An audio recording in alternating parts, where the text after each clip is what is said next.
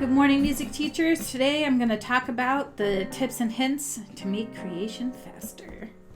The first thing I like to do is to create basic templates or use a basic template. I just created one in here. It's on slide number 35. I'm going to quickly move into double screen mode just so I can make things a little bit easier for the video. All right, so you can easily copy the entire slide and all of the graphics will come with it. So left click on the slide, Control and C to copy, and when you go into your new screen, Control V will paste everything in here except for the background of the slide. Okay, so that's just a nice quick way to just get everything started for creation. Next is that you actually can copy more than one slide. So say for example you I don't know, you wanted to have a bunch of quarters nearby, or you wanted to copy all of them over for some reason to make things easier for yourself. Control C and then select the next one while you still hold while you still hold Control, and you can keep adding, and then press C to copy, go to the other window, and then Control V to paste, and now I have all of those same slides at the same time. Okay, so you can copy multiple slides, not just one slide. That makes things a little faster. There's a bunch of functions that sometimes if you memorize functions, things can go a little faster. For example, like copy, Control plus C is copy and Control plus V is paste. But there's a list of all of these functions here, which I linked. And some of them can help you do things a little bit faster. Like for example, repeat last action, Control Y. That's pretty nice. I actually didn't know that one. All right, let's go back. Okay. Remove.bg compresses images. So I kept all of the images at the same size when I compressed them at 150 point font size. But the funny thing about remove.bg, and just to know that this is something that occurs with remove.bg because it's a free tool, is that when it compresses the image, even if you're keeping your image consistent and always using the same font size, the image that it gives you back is never the same compression rate. So for example, you could put in, you want to use 150 point font, and then you use it to make an image, and then the image that remove.bg gives you back might be smaller or might be bigger than the object that you gave it. So that's a little annoying, but then again, it is a free tool. But that is a nice thing about being able to resize the images by pulling from the corners. I also used the letters that I used on top of all of the graphics. I used a 28 point font size. You can edit your object once you put it on remove.bg. And there's actually, in two of the videos I already created, I kind of showed you how to do a little bit of editing, and how to turn off the auto detect. Using the same size staffs allows you to fit notes in lines and spaces more easily. Most everything can be resized really easily. Like if I just go and click on a random bar and copy it and then bring it into another slide to resize it, most everything copies really nicely, so or the graphics do, so you don't have to really worry about that too much. It's the only time you really have to worry about that is when you're doing chords, especially if you created chord graphics, which I've done in the past. When you create chord graphics, you have to be so careful about where you place them, because they don't always, like, once you create the image, it's stuck in that way. So when you enlarge it, they don't always fit in the lines or spaces in quite the way that you think they're going to. So that's kind of what I mean by that.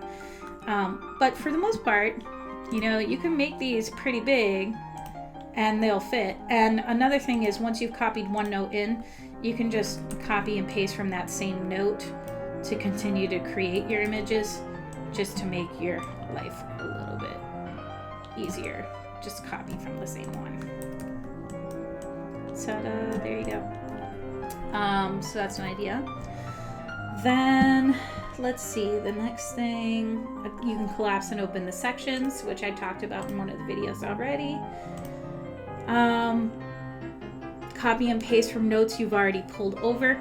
So for example, what I mean by that is, let me make this a little bit smaller.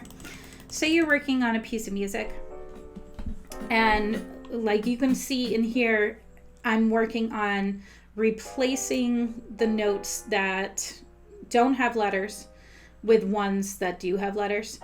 So I was going back through this to fix them, and one of the things that's easy is, once you already have like one or two of these notes in here, it's easy to just copy and paste them. So I'm just going to copy and paste to replace things that are already there, and it just makes your life a heck of a lot easier.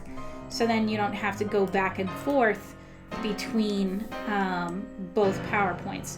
But in case you do have to go back and forth between PowerPoints, you can really easily by doing a split screen. And I will show you that in 1 second. I just want to show you one more thing that I just noticed in here. There is a note right here with an extra long stem, and I'm gonna quickly zoom into it because I want to show you how I did that. Because that's one of the issues with borrowing, is that you can't always create a note that's gonna fit just right. So what I did here was I took another bar and placed it on top of the note so that I could create a longer bar. All right, let's go to the next tip.